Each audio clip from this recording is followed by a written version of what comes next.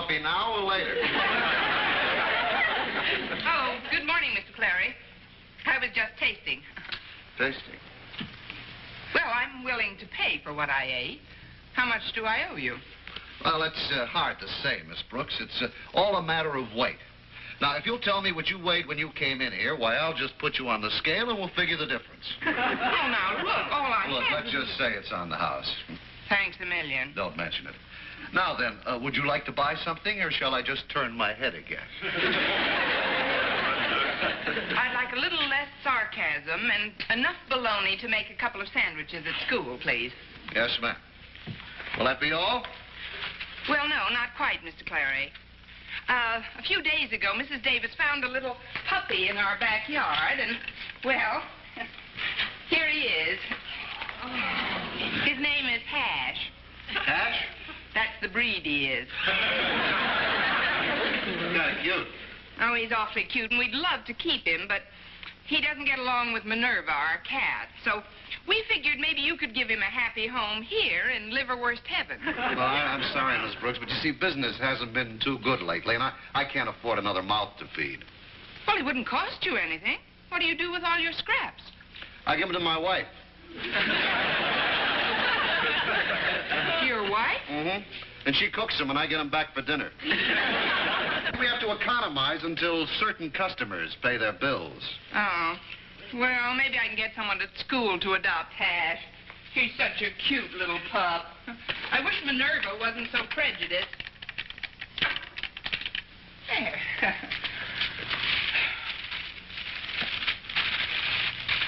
Mr. Clary. Hmm? Yesterday, I noticed a man following me. He's in the window now. I'm sure it's the same fellow. Now, take a look, but don't make it obvious. Okay.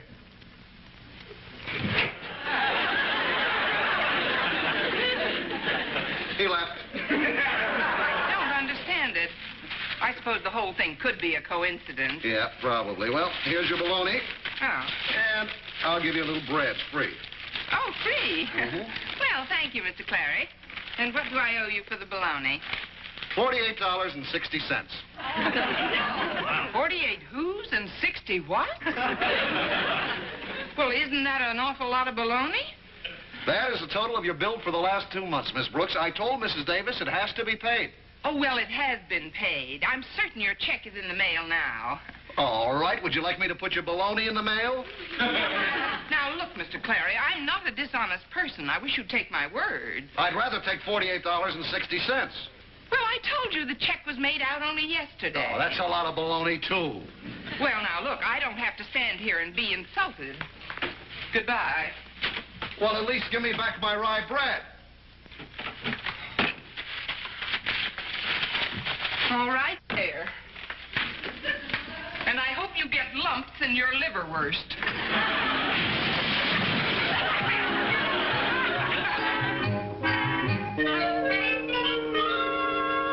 He's a real cute puppy, all right. And I'd like to give him a home, Miss Brooks, but I know my folks wouldn't take on the expense of feeding another mouth.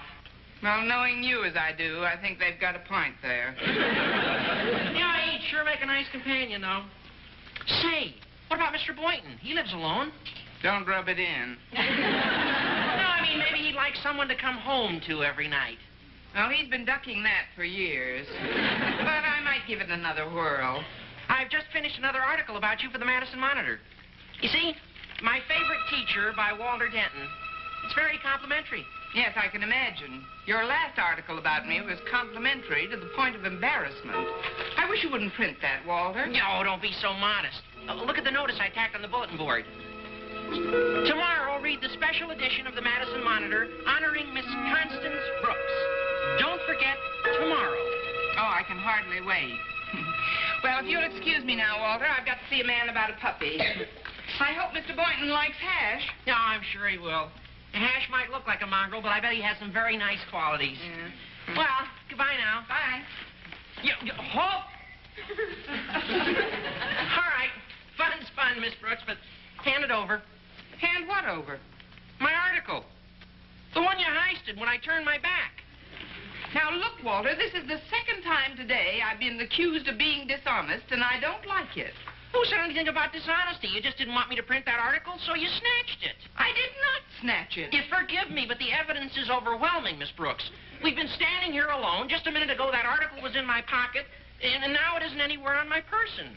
Well, it isn't on my person either. And if it's proof you want, I'll let Mr. Boynton search me. I heartily agree, Miss Brooks. Walter had no right to accuse you. But then you have been known to steal. I have? What have I ever stolen? I was thinking of last New Year's Eve when we were parked up on Outpost Road, Miss Brooks. You stole a kiss. Oh, that wasn't stealing, Mr. Boynton. That was petting larceny. Petting larceny? It'll come to you when you're older. Now, how about Hash? Well, I'll admit he's a darn cute puppy. I feel a dog should have plenty of room in which to run around. As you know, I live in a bachelor apartment. No one knows better. Nevertheless, Also, there's the matter of who'd take care of him while I'm in school. Well, I guess your hash is cooked, Hash. However, I might try my luck with our beloved principal. You might. But I'd like to warn you, Mr. Conklin hasn't been feeling so well lately. I think it's a cold.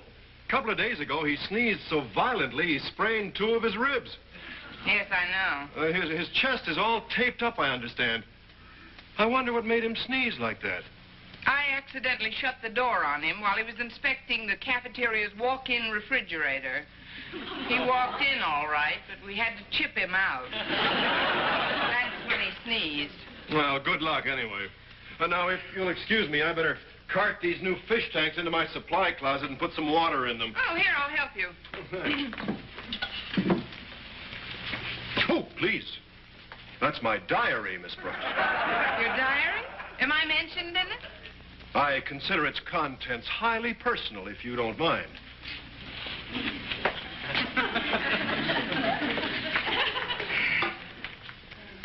Say, wait a minute. Stealing a kiss is petting larceny. That isn't bad. That's what I've been trying to tell you.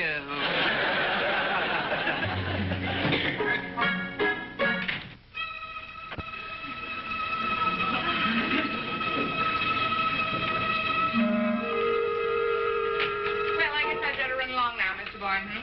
I want to drop my lunch off before I call on Mr. Conklin. Thanks for lending a hand. You're welcome.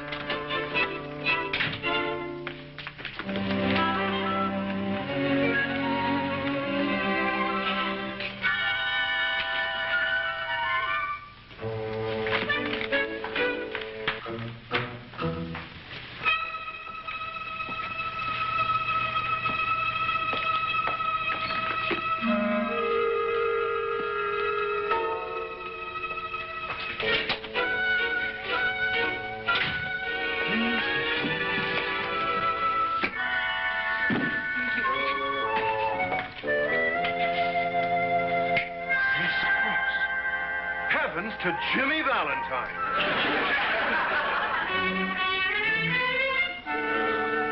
Now steady, Daddy. Oh, my ribs. Confound that blasted refrigerator. 10 more minutes and I'd have been a popsicle. Please, Daddy, now you must try to relax. Now, I've arranged all the faculty index cards in alphabetical order so you can go through them quickly. Let's see, now, Mr. Catswall, Glee Club instructor. This one goes in the K. I'm more interested in the B's at the moment, Harriet. I'd like to whip out Miss Brooks' card and give her a black mark for slamming that refrigerator door on me. Oh, golly, Daddy, I think you ought to take it real easy today and stay in your office. Now, I'll come back at noon and bring you some lunch. All right. But remember, no pepper.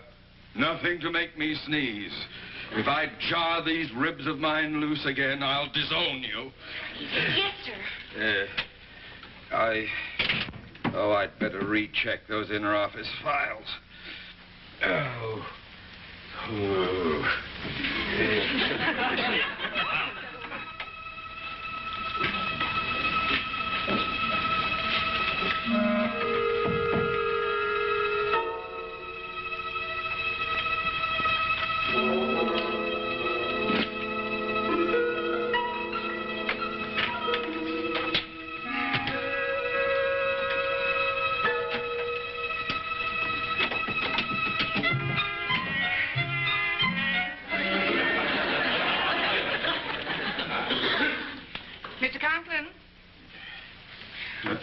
good morning, Mr. Conklin. Uh-oh. You look much better than when I saw you last, sir. Well, I've defrosted since then. I'm sorry about the refrigerator incident. Mere regret does not appease me, Miss Brooks. I have decided to check off your card with a... Did you honestly believe, Miss Brooks, that you could prevent my giving you a demerit simply by heisting the cards? Well, what did you do with them? With what? My bees. Have you looked in your bonnet? You know what I mean. You deliberately invaded my office to filch my faculty cards. Oh, my ribs, I'm all taped up. I must be careful. Oh, I know, Mr. Conklin, and your cold doesn't help it any. The only reason I invaded your office, sir, was to offer you a little surprise. I've had enough of your surprises, Miss Brooks. What's more, I do not have a cold. It so happens my doctor has been treating me for my recently discovered allergies. For example, he has discovered that I'm extremely allergic to the fur of certain animals, particularly cats and dogs. You see, the fur of such pets assails my nostrils in such a manner as to provoke sneezing spells. Heaven forbid that I have a sneezing spell. In my condition, one good sneeze might crack my ribs to smithereens. I must therefore take every precaution to get that flea catcher out of here. No wonder I felt my nostrils twitching. Miss Brooks,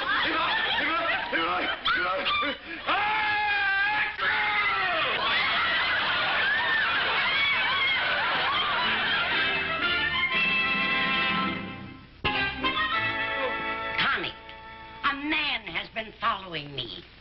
You too? Well, some fellow's been following me for 2 days now. Well, that shouldn't be any novelty for you. But I haven't been followed by a man since Admiral Dewey chased me out of the Brooklyn Navy Yard. Oh, now stop exaggerating, Mrs. Davis. Tell me, did this man have a little thin black mustache? That's right.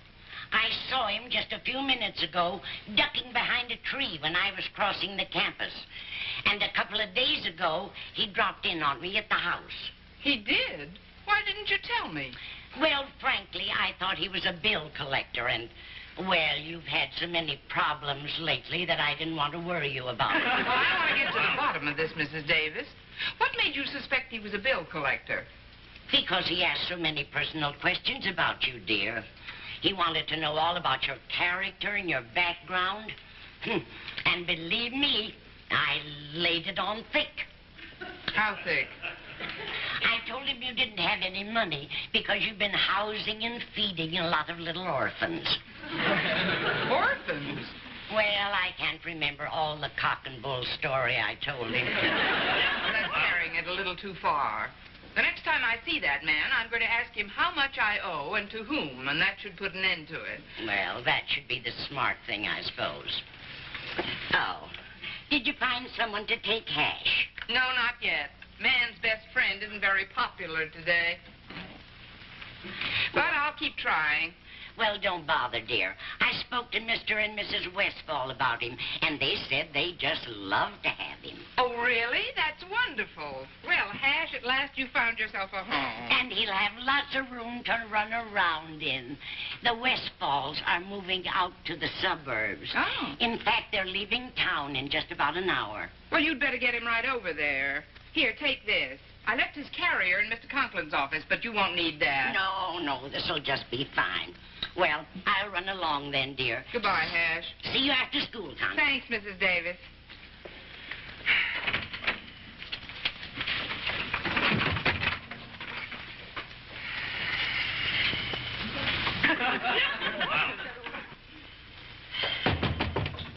Come in.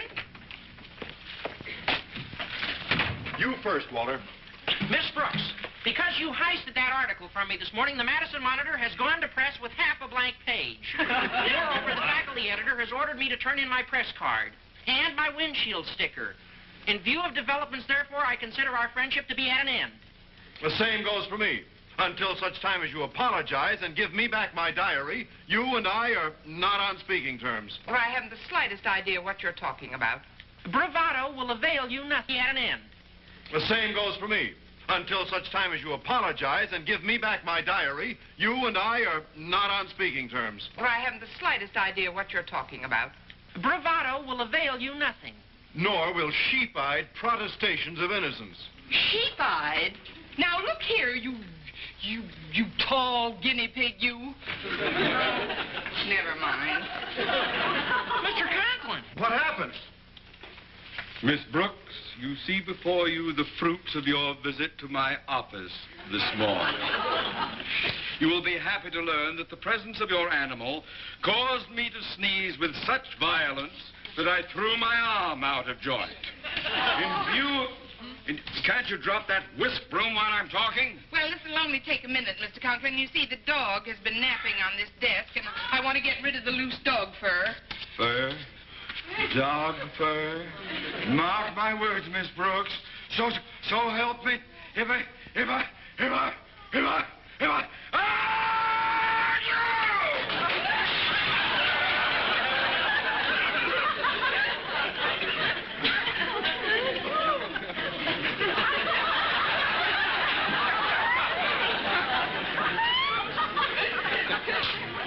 Kindly cart me to the first aid room. Yes, sir. Right away. Mr. Conklin, would you like me to... No, I guess you wouldn't.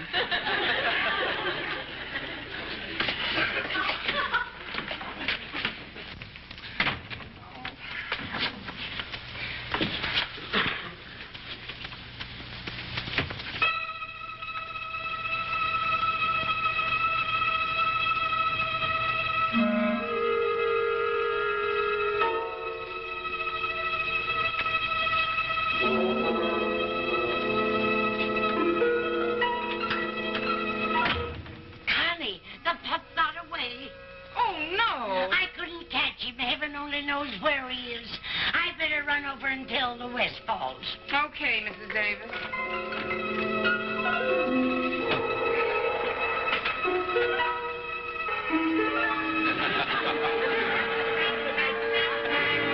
This is it, Miss Brooks. You again?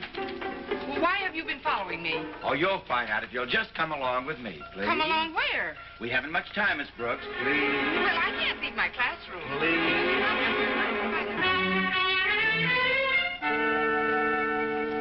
She doesn't have the slightest inkling of why she's here or where she is, ladies and gentlemen. Just watch her expression when she finds out. Open up.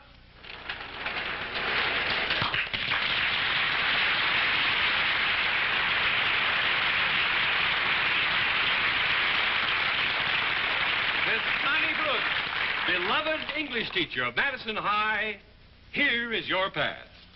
My pass? Mine? I'm on television? This is your night, Miss Brooks. Yes, indeedy. Mr. Jason picked up anything and everything that might give us some information about you, my dear. And tonight you're going to relive some of the touching incidents in your life that helped to make you the sweet and simple but altogether lovable old soul you are. Now, you just take the seat of honor here. That's it. Oh, those things are for the big party we're having after the show with all your beloved friends. Oh. By the way, you'll be happy to know that... Later, Miss Brooks, I can't be heard when you blow that. Oh, excuse me. I was about to say, I'm Jeff Cartwright. Jeff Cartwright? You're Jeff Cartwright? Oh, I've seen your show. But your face is always behind an album. Yeah. Here's a snapshot of you as a baby. Yes, you, Constance Brooks, were born in a small Midwestern town back in the year...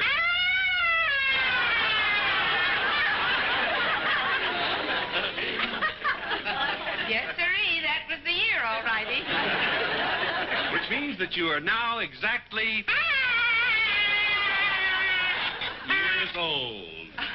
Yes, and 2 months. I was a leap year baby. Yes, and in your childhood you acquired many friends, particularly in high school. You recall any of the names offhand? That they called me? Oh, you mean their names? Well, there was Natalie Teasdale and Freddie Finch and Phyllis Blake and Euphron Lentz. Euphron Lentz, the first boyfriend you ever had, right? Yes, that's right. When you and Euphron were both 17, back in the year... He took you into the tunnel of love, and before you knew it, I'd say before you knew it, he had popped the question. Oh, yes, he did. However, What was the question? He asked for your hand in marriage. But you had always dreamed of becoming an English teacher, so you rejected Euphron, preferring instead to stick to your studies. And in your final English test, you racked up a score of... Well, nevertheless, you did become an English teacher. Yes, it wasn't easy, but I made it. Did I tell you I was a leap year baby? Yes, you did.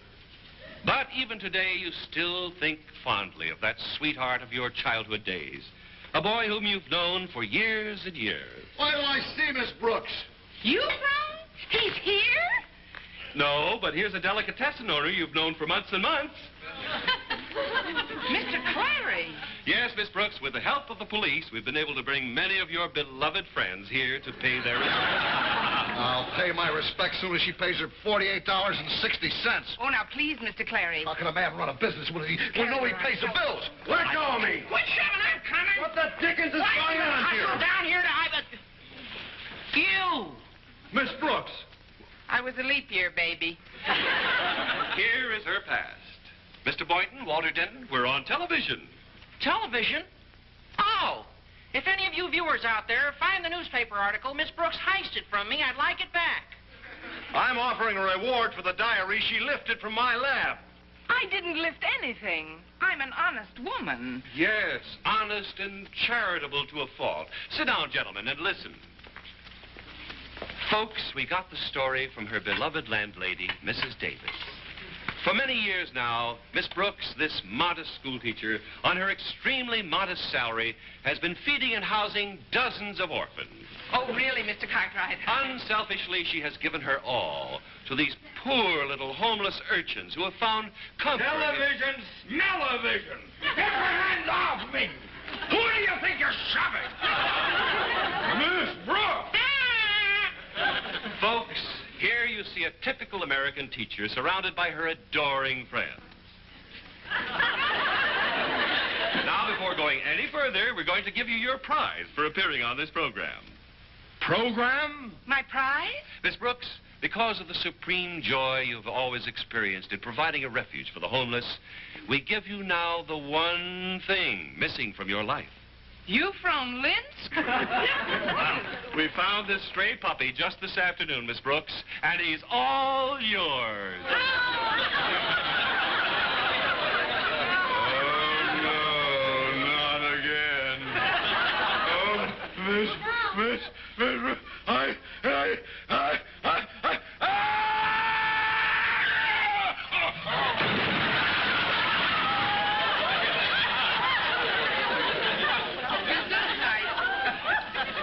And good night, Euphron Lentz, wherever you are.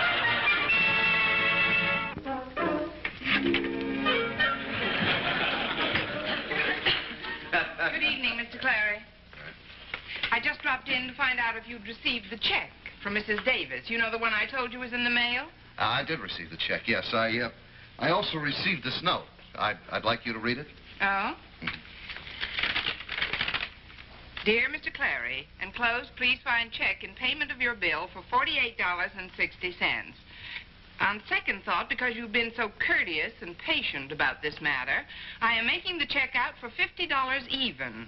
I remain your grateful customer, Mrs. Margaret Davis. Well, now, wasn't that sweet, sending you a check for $50 for a $48.60 bill? Yeah, it was rather sweet.